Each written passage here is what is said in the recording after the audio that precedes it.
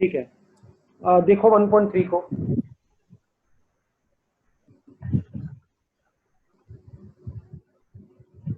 क्या बताया गया इसमें?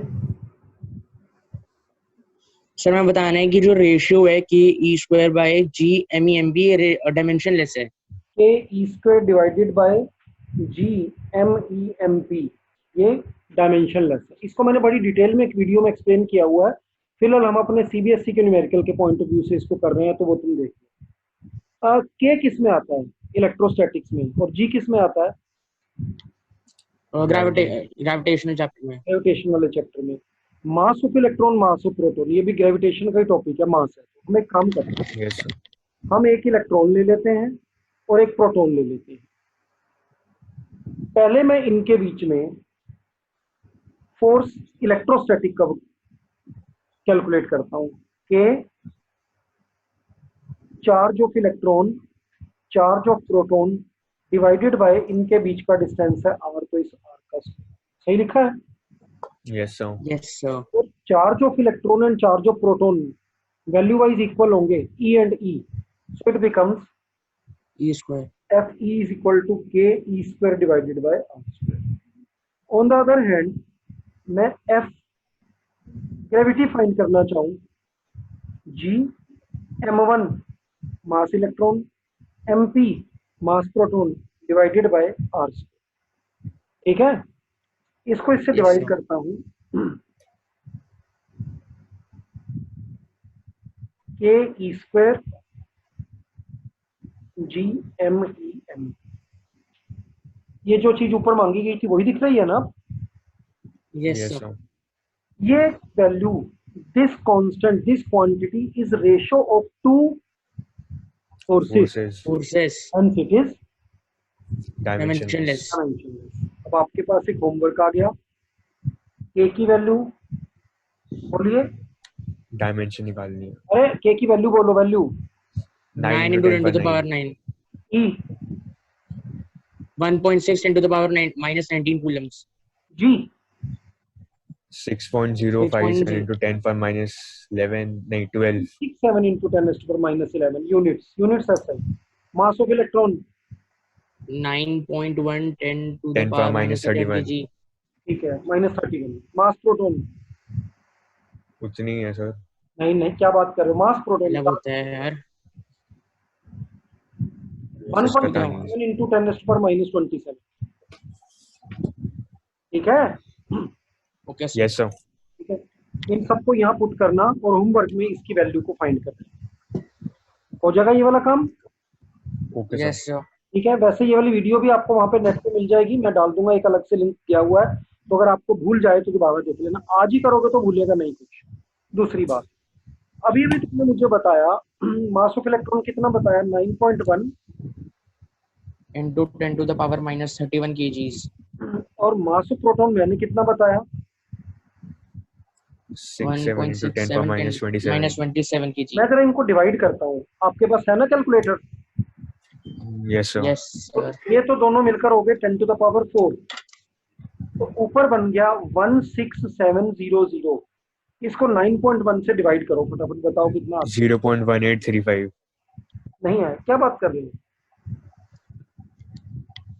सो किसको? 16700 अच्छा, को 9.1 सर 16700 1835 0.164। 1835.164। ठीक है, राइट। आज के बाद यस आपको सर। क्या याद रहेगा? रेशियो प्रोटॉन दोनों के का मासेस मास, का इतना। प्रोटॉन का मास इलेक्ट्रॉन के मास से 1836 टाइम्स होता है। जो याद करने वाली वैल्यू 36 होती है, हालांकि 35 आ रहा है, वो शायद हम ये जो 1.67 के आगे की वैल्यू और 9.1 के आगे की वैल्यू उनको मिस कर रहे हैं। याद किया जाता है कि प्रोटॉन का मास इलेक्ट्रॉन से 1836 टाइम्स होता है। न्यूट्रॉन का कितना होगा? सो दोनों को ऐड करके नहीं। हाँ, प्रोटॉन और न्यूट्रॉन, तो न्यूट्रॉन का 1837 टाइम्स होगा। रफली अगर याद करना है तो 1840 भी कर सकते हो। तो अगर बाई चांस कहीं पर आपको मास इलेक्ट्रॉन मास प्रोटॉन दोनों यूज करने हैं, तो मास इलेक्ट्रॉन की जगह एम लिख दो, और अगर न्यूमिनेटर में मास प्रोटॉन हो तो उसकी जगह 18, 35, 36 या 18, 40 ME. वहां से इलेक्ट्रॉन लिख दो तो आपका काम काफी आसान हो जाएगा। ठीक है, यहाँ पर ऐसा नहीं Yes, sir. कर सकते क्योंकि यहाँ पर बाई चांस दोनों चीजों का आपस में Multiplication. मल्टीप्लिकेशन होगा। ठीक है, चलो ये न्यूमेरिकल पूरा Yes, कर sir. लो। अगला कौन सा मिस किया था? 8, Oh, मुझे याद 8 था, है ना? yes, sir. देखो देखो 8 ही करा था। हाँ, देखो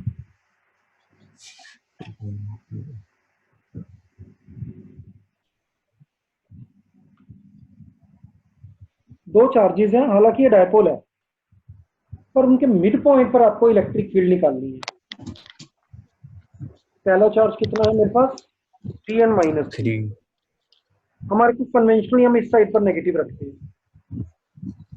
गैप कितना है? 20 सेंटीमीटर। 20 सेंटीमीटर। 20 है ना? Yes, yes sir. सर। मुझे इस पॉइंट पर इलेक्ट्रिक फील्ड निकालनी है। इलेक्ट्रिक फील्ड की डेफिनेशन बोलो। Oh,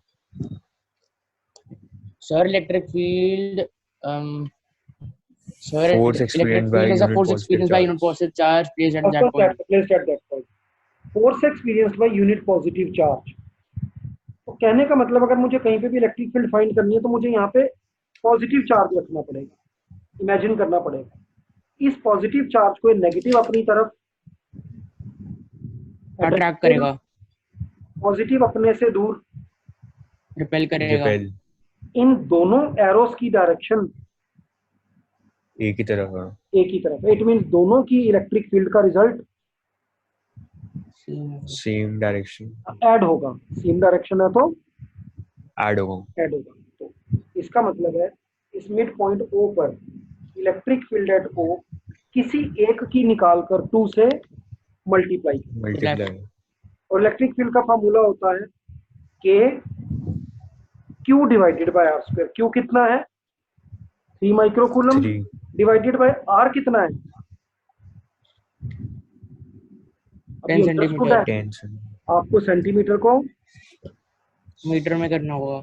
माइक्रोकूलम को 10⁻⁻6 लिखना होगा, K की वैल्यू लिखनी होगी। ये इलेक्ट्रिक फील्ड आ गई। और इलेक्ट्रिक फील्ड की डायरेक्शन क्या होगी? From positive positive to to negative. Negative, right? अगले चैप्टर में इसी पॉइंट O पर सर माइक्रोकूलम। हाँ जी, सर ये फॉर्मूले में हम डाइपोल वो यूज नहीं करते थे क्या, डाइपोल मोमेंट P, जब हम इलेक्ट्रिक फील्ड सुनो निकालते सुनो हैं। सुनो, बहुत अच्छा रितेश जवाब दो। मैंने डायपोल मोमेंट के डायपोल वाले क्वेश्चन में दो बार इलेक्ट्रिक फील्ड निकाली हुई है, एक्सिस पर भी इक्वेटर पर भी। यहाँ उनमें से कोई भी यूज क्यों नहीं किया? सर क्योंकि उसमें डायपोल के एक्सेस पे होता है ना, यहाँ पे डायपोल डायपोल के के बीच में सेंटर ही से है. हम कहीं ना कहीं अवे होते हैं। Yes, sir. Exactly at centre पर एक्सिस वाला लगेगा या इक्वेटर वाला लगेगा हमें तो पता ही नहीं है अभी। हालांकि हम सोच सकते हैं, बट हमारे पास पेपर में टाइम नहीं है। हमने सीधा सीधा बेसिक्स में जाके इसको कर लिया। बाकी ये तरीका ठीक है, या एक्सिस Sir, वाला या इक्वेटर वाला। कोई एक फार्मूला ऐसा होगा जो इन दोनों में इस जगह पर सीधा यूज किया जा सके। सर इक्वेटर वाला यूज कर सकते हैं टोटल प्लेन पे। सकते हैं वाली बात नहीं होगी, दोनों में से एक ही होगा। तुमको फार्मूला याद है? मुझे सोचकर बताओ। यस सर याद। बताओ, P upon एक मिनट। 2px इलेक्ट्रिक फील्ड और upon एक्सिस बताओ x cube. कि 2px था P ऊपर. 2px अपॉन आर x का cube. क्यूब। नहीं, क्यूब नहीं था, वो स्पेशल केस का क्यूब था. Right, this is axis, equator P power 3/2। आ गया याद? Yes, yes sir. Sir. 2 minute में इसको भूलकर इसमें वापस जाता हूँ सेंटर पर। सेंटर पर मैं एक की इलेक्ट्रिक फील्ड निकालता हूँ और उसको 2 से मल्टीप्लाई कर देता हूँ। के चार्ज है मेरा Q डिवाइडेड बाय डायपोल की लेंथ का आधा। डायपोल की लेंथ होती है 2L और मेरा हाफ है L, right? Yes, sir. Yes sir. अगर मैं इसमें डायपोल के सेंटर पर खड़ा हूं तो सेंटर से डिस्टेंस कितना है? 0। सेंटर से डिस्टेंस 0 है। इस फार्मूला में सेंटर से डिस्टेंस को कौन रिप्रेजेंट कर रहा है? L A x x x. X तो अगर इसमें मैं एक्स को पुट करूंगा तो ये रिजल्ट तो पूरा ही क्या हो जाएगा? 0। नेगेटिव। 0 0 भाई 0, इस एक्स की वजह से। ये अच्छा नीचे का तुम Yes, एक्स sir. मत काउंट करो, उसका स्क्वायर हो रहा है वो, और इवन हो जाएगा। ये तो 0 हो गया, यानी कि एक्सिस वाला नहीं लगेगा। अब अगर टॉगल होता तो मैं गारंटी से कहता कि इक्वेटर लगेगा। अभी इन दोनों में से एक लगना ही लगना है, तो मुझे भी नहीं पता, मैं चेक कर रहा हूँ। आओ देखते हैं, अगर मैं इक्वेटर वाले में एक्स को 0 पुट करूँ तो क्या आता है? P एल अपॉन का क्यूब हो जाएगा और हाँ P अपॉन L क्यूब के पी अपॉन, L क्यूब। ठीक है ये। Yes sir. Yes sir.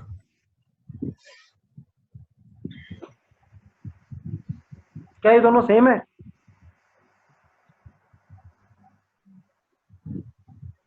देखो सेम है भाई। पी को लिखो Q into 2L।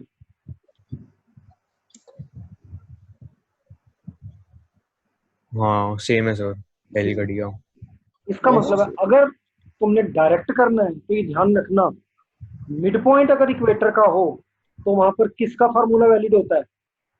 Equator, equator. Equatorial वाला। सर एक डाउट है मेरे को, एक मिनट, होमवर्क में अब इसको किस तरीके से करोगे? इक्वेटोरियल से। अबे यस सर। होमवर्क में दोनों में से किस वे से करोगे? दोनों वे दोनों से से। करेंगे। बोथ।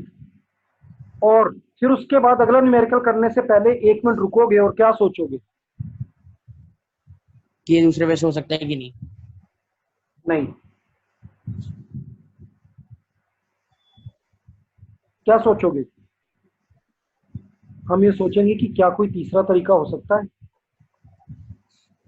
Yes sir. ठीक है ना, साइंस में हम, कॉमर्स आर्ट्स में नहीं है। अब बताओ अपना डाउट।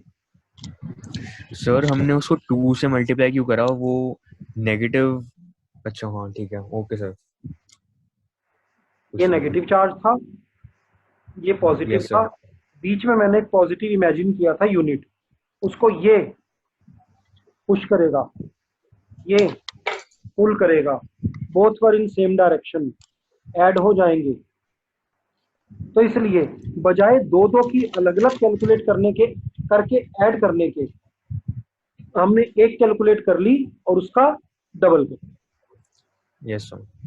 ठीक है, चलो अगला कौन सा नंबर छोड़ा था? सर 15 छोड़ा था हमने। 1.15। 1.13 छोड़ा था। 13 भी छोड़ा था वो। 13 बहुत इंपॉर्टेंट था भाई, वो छोड़ा था। यस। पढ़ो उसके।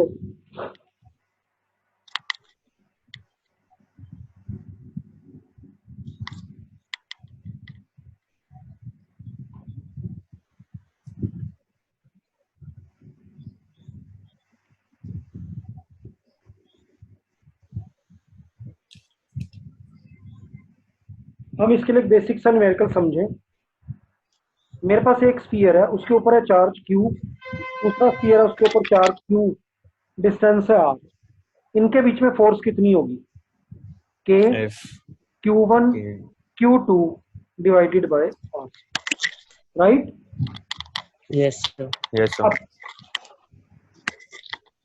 मैंने इसके साथ एक अनचार्ज स्फीयर को टच किया, which is of same size, everything is same. इसका तो Q रहा, इसका क्या हुआ चार्ज का? हाफ हो गया।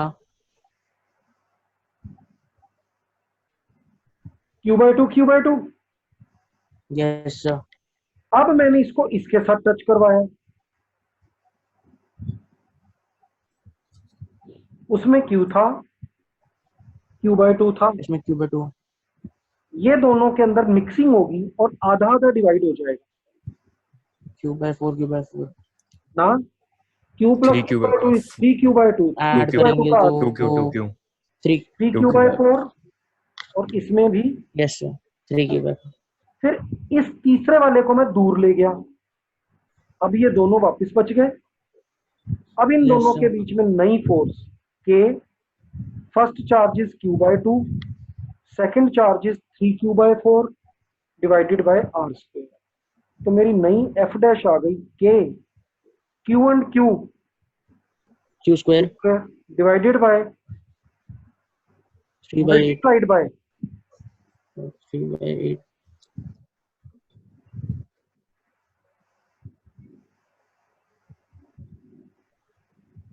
आज के बाद यूनिमेरिकल सीबीएसई में 2 to 3 मार्क्स में आपने पूरा कर लिया। कॉम्पिटिटिव में आपको रिजल्ट क्या याद रखना है? 3/8। 3/8 है। वहां पर आपको दिया गया होगा कि एक स्फीयर और दूसरे स्फीयर के बीच में फोर्स है 3.795 newton. Now one uncharge is brought in contact with first, detached, touch with the second and then permanently remove. What will be the new force? तो जो तुम्हें फोर्स वहां दी हुई है उसको 3 से मल्टीप्लाई करके 8 से डिवाइड करके फटाफट 20-30 सेकंड्स में आपको आंसर लिखना होगा। क्लियर हो गया? चले आगे। Yes yes sir. sir next sir 1.15 1.15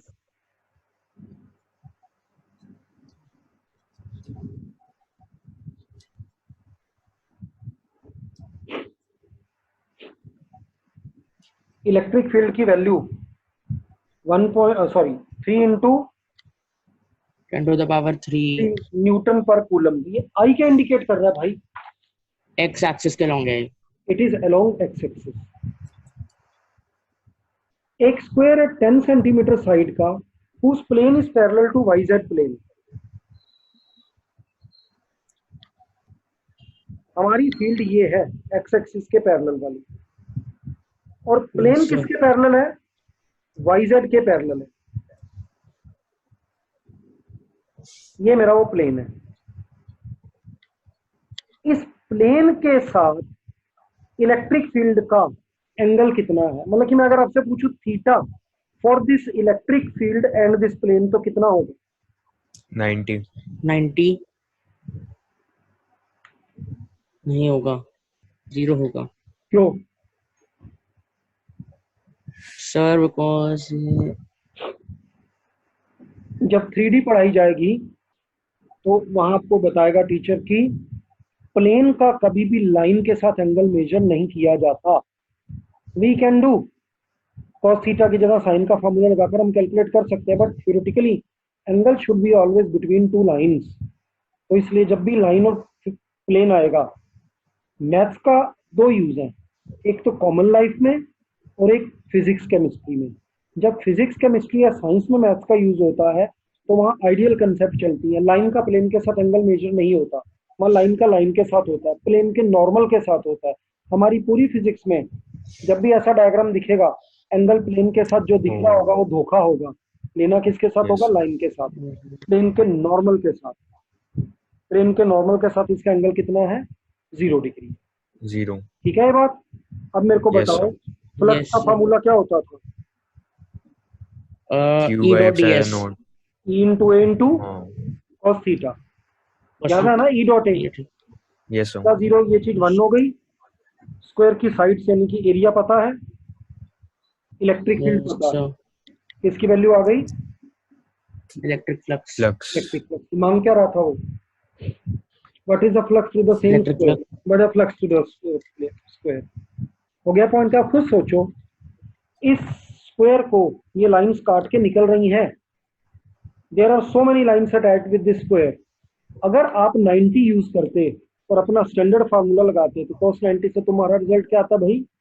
इस स्क्वायर के साथ तो कोई इलेक्ट्रिक Zero। फील्ड लाइन 0 बचा था। तो बात गलत होती। तो बात ठीक तभी होगी जब आपके दिमाग में बात बैठ जाएगी कि एंगल लाइंस का, इलेक्ट्रिक फील्ड लाइंस का हमेशा प्लेन के नॉर्मल के साथ होगा, प्लेन के साथ कभी भी एक्सेप्शनली भी एक बार भी नहीं होगा। ओके ठीक है? सर दूसरा पार्ट, यस दूसरा पार्ट इसी का 60 लगा देंगे। नहीं 16 नहीं। लगाएंगे। 60 ही लगाएंगे क्योंकि उसने क्लियरली कहा है हाँ normal to the plane makes an angle of 60 degree with the line. जो हमें चाहिए था वही उसने डायरेक्टली दे रखा है, वो आपको पेपर में कंफ्यूज करेंगे। If the plane is making an angle of 60 degree with the field lines तब एंगल 30 लगेगा। अगर यस सर प्लेन का एंगल लाइन के साथ दिया है तो आपको 90 में से माइनस कर नॉर्मल का निकाल के लगाना है। आगे बात समझ में? Yes sir. इस क्वेश्चन में तो नो सर। डायरेक्टली इस क्वेश्चन को पढ़ो पहले तुम अपने आप। सर मेरे को एक बात पूछनी थी। एक मिनट पहले ये क्लियर करो, उनको को भी बाद में करो करके। इस क्वेश्चन में क्लियरली कहा गया है अगर प्लेन का नॉर्मल लाइंस के साथ एक्स एक्सिस के साथ 60 डिग्री का एंगल बनाता, और हमारा फार्मूला भी एंगल किस किस का मांगता है, प्लेन के नॉर्मल का और इलेक्ट्रिक लाइन, फील्ड का। इसलिए 60 का 60 यूज कर लिया। बट अगर क्या दिया होता, नॉर्मल नहीं दिया होता, लिखा होता this plane is making an angle of 60 degree with the x-axis, this plane is making an angle of 60 degree with the direction of electric field, तब हम उस 60 को 90 में से माइनस करके अपने न्यूमेरिकल में 30 को यूज करते। अब पूछो भाई अबे। सर अगर हम प्लेन की तरफ नॉर्मल आएंगे तो किस डायरेक्शन में होगा? क्या चीज? अगर हम प्लेन से नॉर्मल ड्रॉ करेंगे तो दो डायरेक्शन, तो इधर भी और इधर भी, और इस तरफ जाती हुई लाइंस के साथ ये वाला काउंट होगा। Okay sir. ठीक है, प्लेन दो डायरेक्शन में अपना नॉर्मल फेंकता है ना। Yes sir. अम्ब्रेला के दो हैंडल होते हैं, एक हैंडल हमारे हाथ में होता है और एक हैंडल होता है जो ऊपर से रेन गिर रही है, दैट इज उसके दो नॉर्मल होते हैं, एक ऊपर से गिरती हुई रेन स्ट्रेट फॉलिंग और एक उसका हैंडल। नेक्स्ट,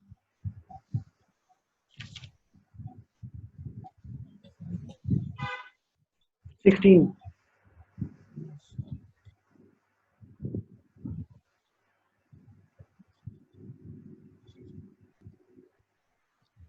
इसी क्वेश्चन में अब मेरे पास कौन है, एक क्यूब। क्यूब।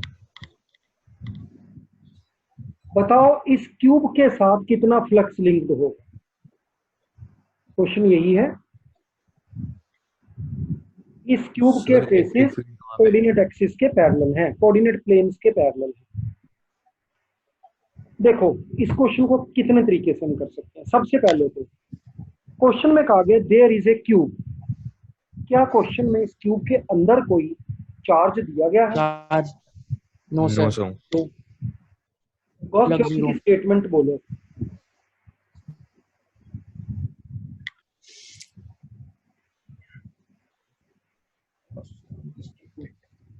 So क्या?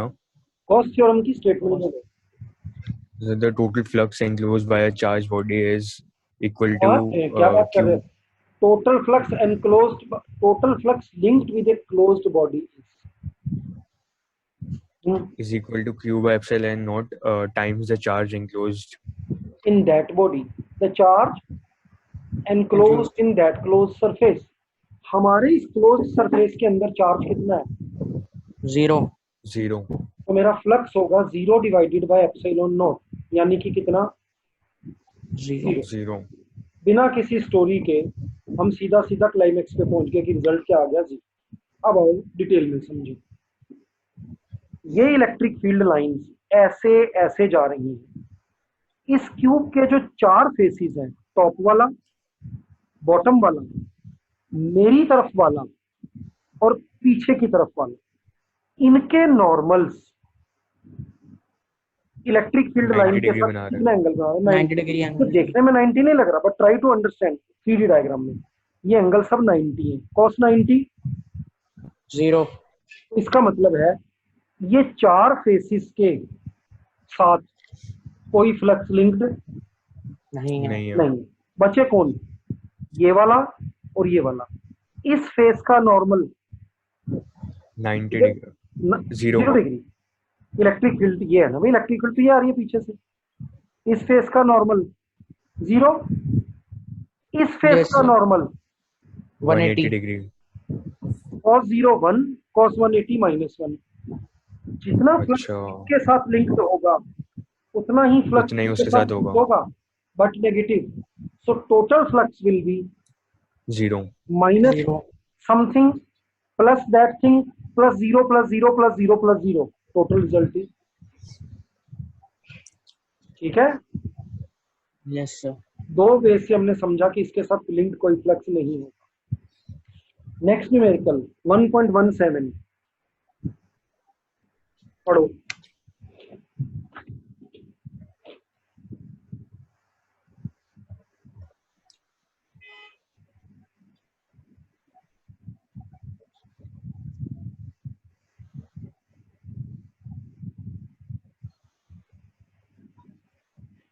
ए पढ़ लिया आपने, यस सर। क्या गिवन है, सर फ्लक्स के बने हमें। चाहते क्या हो, सर वो हमसे चार्ज पूछ चार्ज। रहे हैं। फार्मूला बोलो।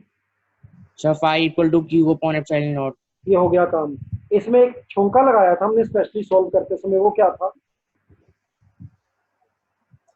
चार्ज होना चाहिए अंदर नहीं नहीं भाई, बॉडी के। 4 पाई से मल्टीप्लाई डिवाइड कर लेना ताकि कैलकुलेशन आसान हो। अच्छा यस सर। ठीक है, हो गया ये पार्ट। तो आउटवर्ड हम्म। फ्लक्स का क्या रोल है इस क्वेश्चन में, the English word outward flux, what does it indicate,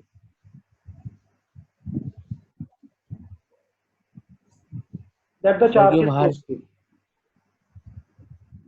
वो- ठीक, ओके जितना सर। बॉडी के बाहर जा रहा है। बॉडी में से चार्ज बाहर क्यों, इलेक्ट्रिक फ्लक्स बाहर की तरफ आ रहा है, तो चार्ज ऑब्वियसली कैसा होगा, इलेक्ट्रिक फील्ड लाइन किस में से बाहर की तरफ आती है, पॉजिटिव। Positive positive. चार्ज। ये हो गया। बी पार्ट बड़ा कंफ्यूजिंग है, पढ़ो इसको।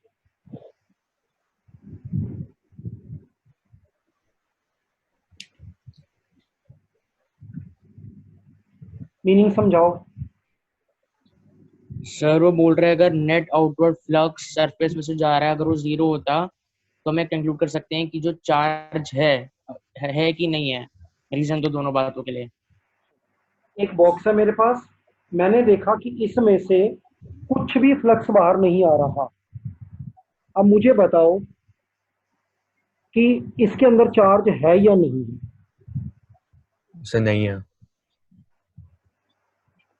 बस आंसर, ये तो बड़ा शॉर्ट में निपटा दिया तुमने, विद रीजन से एक्सप्लेन गॉ कर। से गॉस थ्योरम बता देंगे ना। गॉस थ्योरम क्या कहती है, स्टेटमेंट फिर से करो। देखो बार बार फंडामेंटल पे हम वापस जा रहे हैं, बार बार बार बार। क्या कह रही है Gauss theorem, The net flux linked with the closed surface is equal to q by epsilon naught times the charge enclosed within that surface.